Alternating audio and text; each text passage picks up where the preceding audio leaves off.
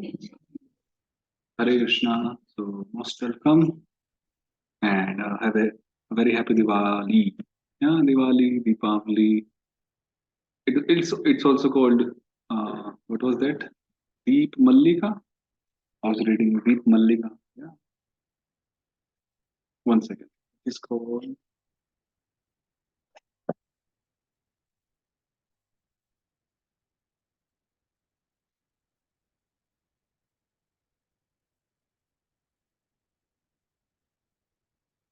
Deep Malika. Deep Malika Mahotsav in Bhagavatam. Yeah, very happy. Deep Malika Mahotsav.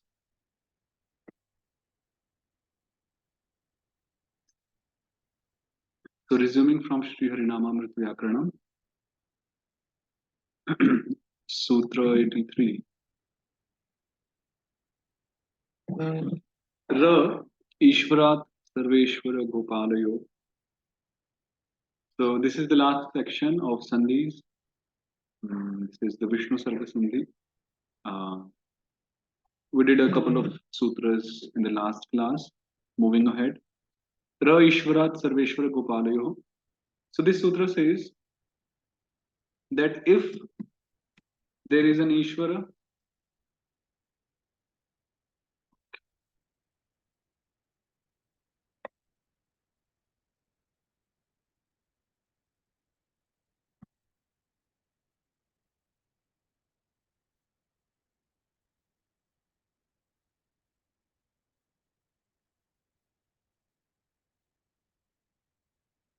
so if there is an Ishvara followed by a Vishnu Sarga, which is further followed by either Sarveshwara or either of the Gopalas, then that Vishnu Sarga, um, then that Vishnu Sarga will become the letter R.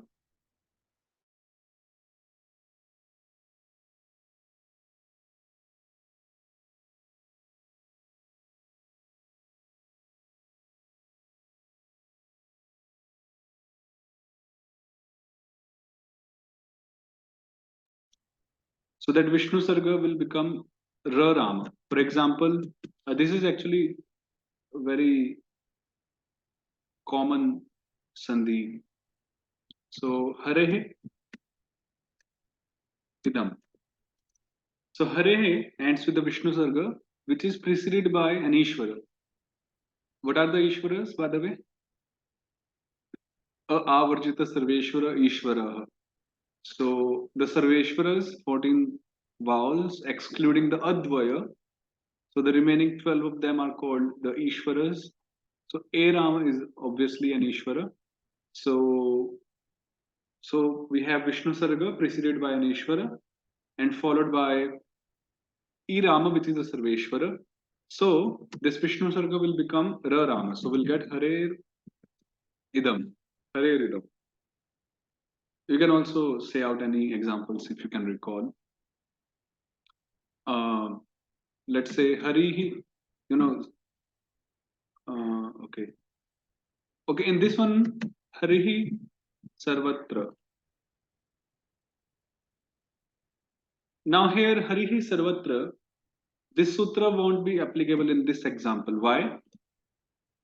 We have Vishnu Sarga preceded by an Ishvara, but the following letter is neither a Sarveshwara nor a Gopala. Sarama is not Gopala, right? So this sutra won't be applicable here. So forget about this. Then Prabhu Hare Nama will it be okay, yeah, applicable? Hare Nama. So Hare He Nama. So Vishnu Sarga preceded by an Ishvara followed by a Gopala. So Hare Nama. Hare Nama.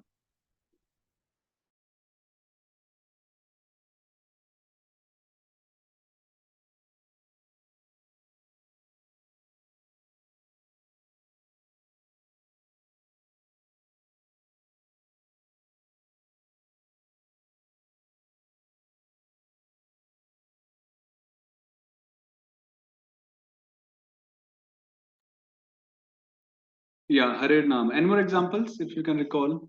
Um, Let's say open Bhagavatam, any random shloka.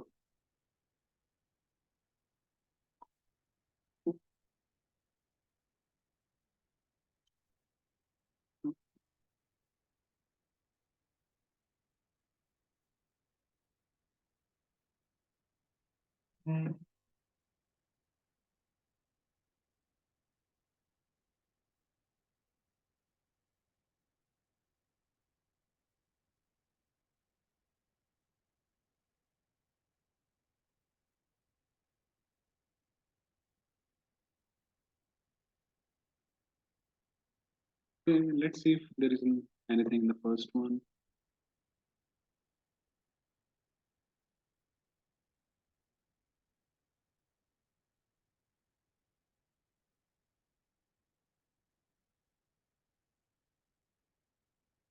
Anyhow, so like this, if so, the Vishnu Sarga becomes Ra Rama in such circumstances. Harihi Gachati also, Harir Gachati. So that was Sutra 83. Now,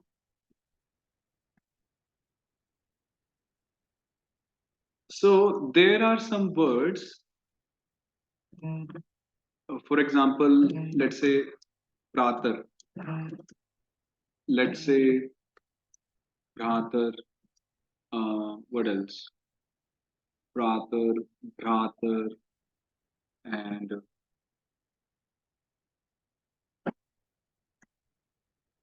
Gir, and so on, etc. So these words, uh, they originally end with Ra Rama, right? Pratar, Bhratar, Gir, and so on. So they originally end in Ra Rama. Now, what happens is by some sutra, some further future sutra from the next chapter, and so on, these Ra Ramas they become Vishnu Sarga. So these Ra Ramas here, so becomes Vishnu Sarga.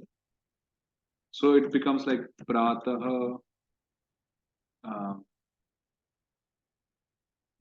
Bhratah, and so on. Okay. So originally it was Ra Rama, then we had Vishnu Sarga. So such Vishnu Sarga, which was originally Ra Rama, so they are called Ra Ramajah. Ra Ramajah Vishnu Sarga, which means such Vishnu Sargas are born from Ra Rama or born of Ra Rama, right? Clear? Now, if such Vishnu Sargas are there, so the sutra says Anishwarad api Ra Ramajah. That if we have such Vishnu Sargas which are Ra Ramajah preceded by whether Ishvara or non-Ishvara, Sarveshwaras, and followed by Sarveshwara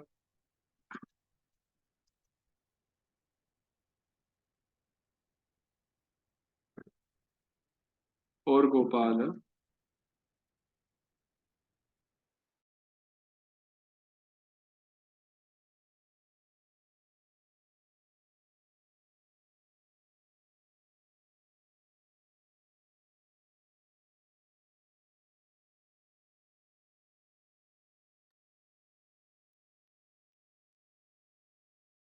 So in such situations, this Vishnu Sarga becomes Ra Rama. So the sutra says Anishwarat api Ra Ramajah. So whether it comes after an Ishvara or not, a Vishnu Sarga born of Ra Rama becomes Ra Rama when a Sarveshwara or a Gopala follows. So yeah.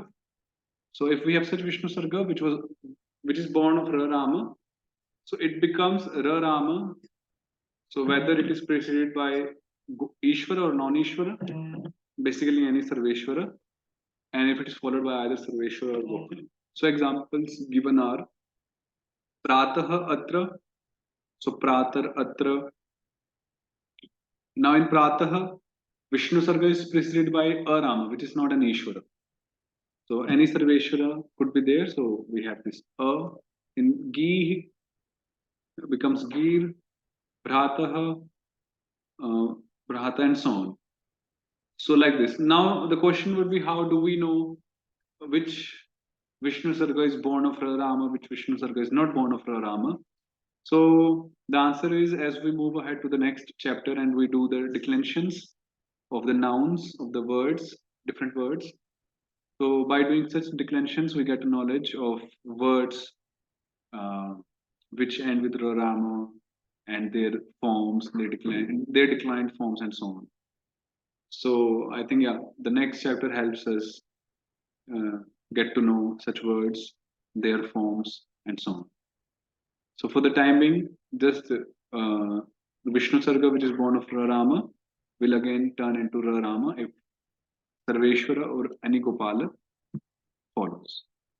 Okay. So this is uh, Sutra 84. Some words given here are like Pratar, Swar, Antar, Punar, and so on, which are originally ending with Rama, whose Ramas turn into Vishnu Sarga. And if yeah, and those Vishnu Sargas can again become Rama if Sarveshwara or Gopala follows.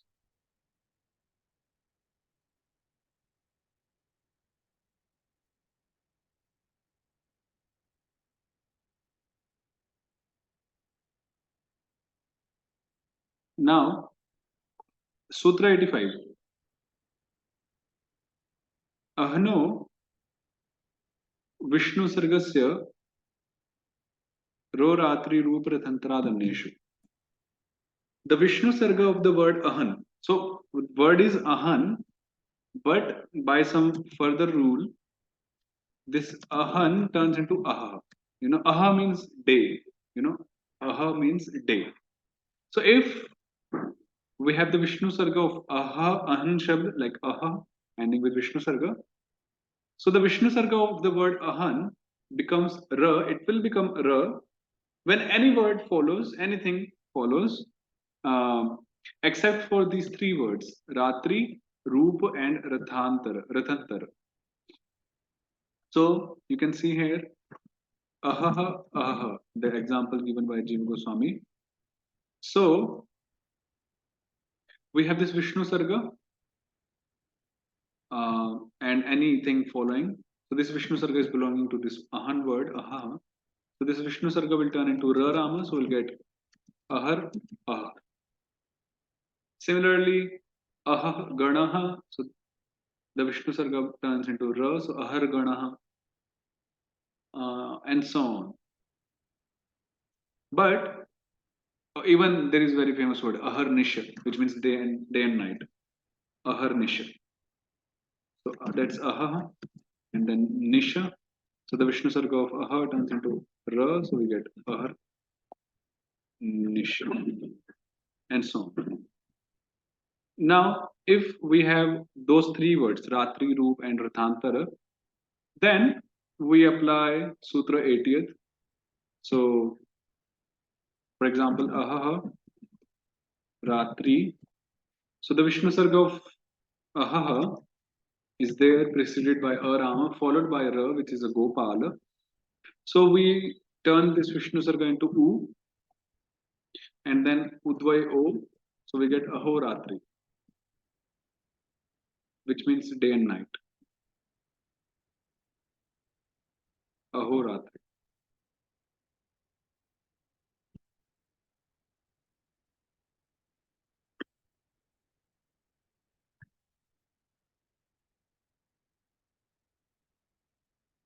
Then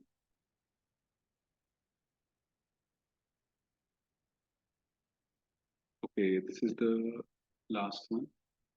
Rore Lokyaha Purvascha Trivikrama. Ra Rama is deleted when Ra Rama follows, and the Vamana before it becomes Trivikrama. So this sutra is saying that if there is Ra Rama followed by another Ra Rama, and this Ra Rama is preceded by a Vamana Sarveshwara.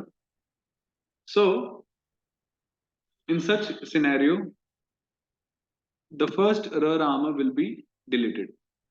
Lopa, Lopaha Bhavishyati. So this Ra Rama gets deleted, and if there is a Vamana, so that Vamana will become Trivikrama thereafter. For example,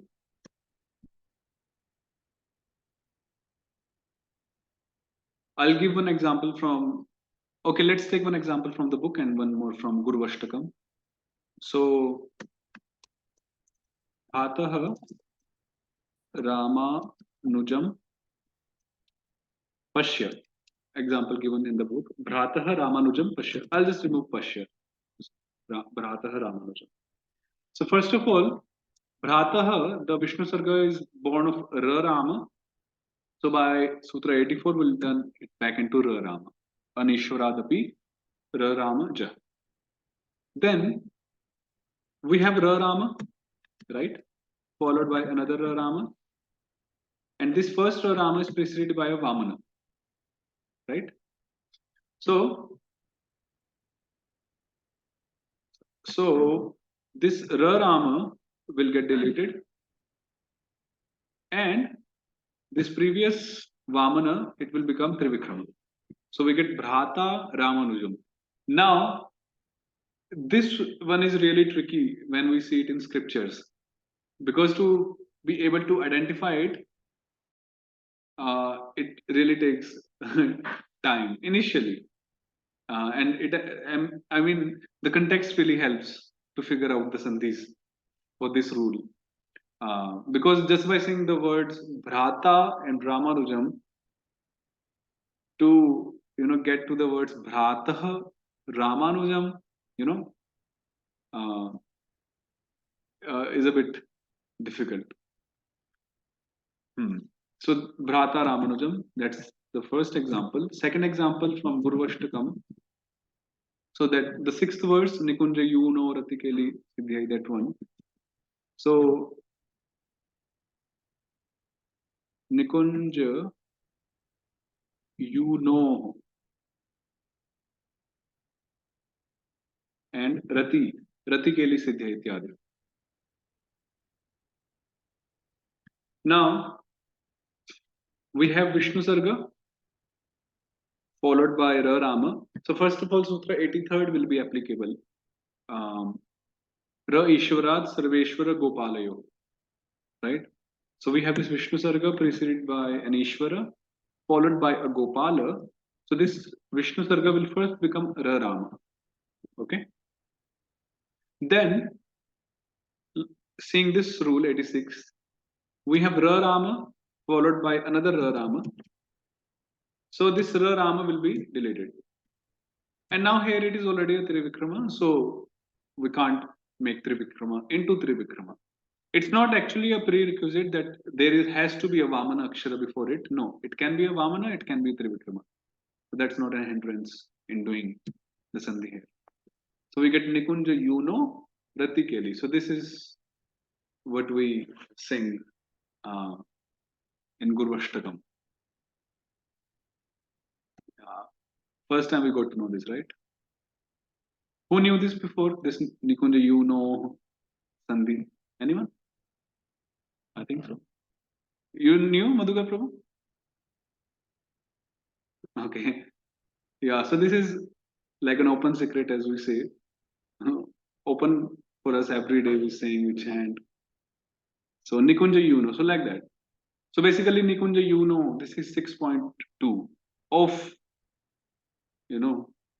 the couples. Yuno means like the youthful couple. So like Krishnasya, of Krishna, and Krishna Yo, of two Krishnas, and Krishna Nam, of many Krishnas. So this comes in the next chapter, right? Shashti Vibhakti. So the pastimes, Pratikeli, the pastimes of the Nikunja Yuna, the Yuna. So the word is Yuvan, we say Yuva, the youth, Yuva, and in female we say yuvati. So for that word, the sixth case we get yuna, you know. So in that sense, it's similar to the word shwan. Dog is called shwan, shuni chaiva. So the word is shwan for the dog, and in 6.7.1 we say shuni, right?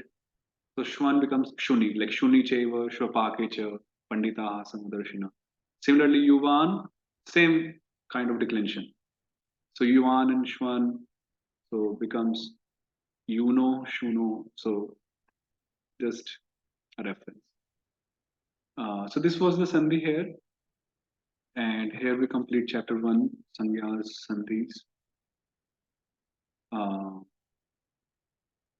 That app which I had referred, the Sandhi app, if you remember, and if you are using it, you can also practice your Vishnu Jana Sandhis in that app also. So let me just share my screen with them.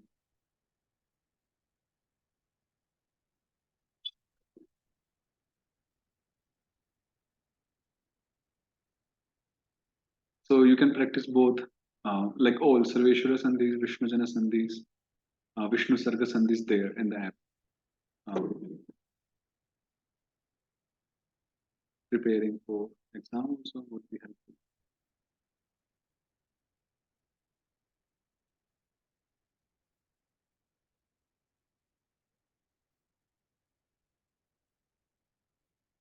So you can go to the basic level. So we had already discussed the first section, the Swara Sandhis, Sarveshwara Sandhis. The second is Vyanjanam, which is Vishnu Jana Sandhis. So you can practice the Vishnu Jana Sandhis here.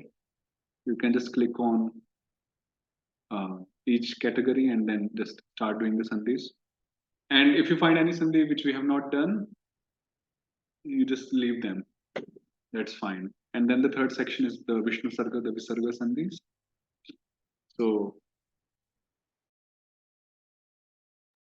yeah. Does that mean we haven't done all the sandhis then, huh?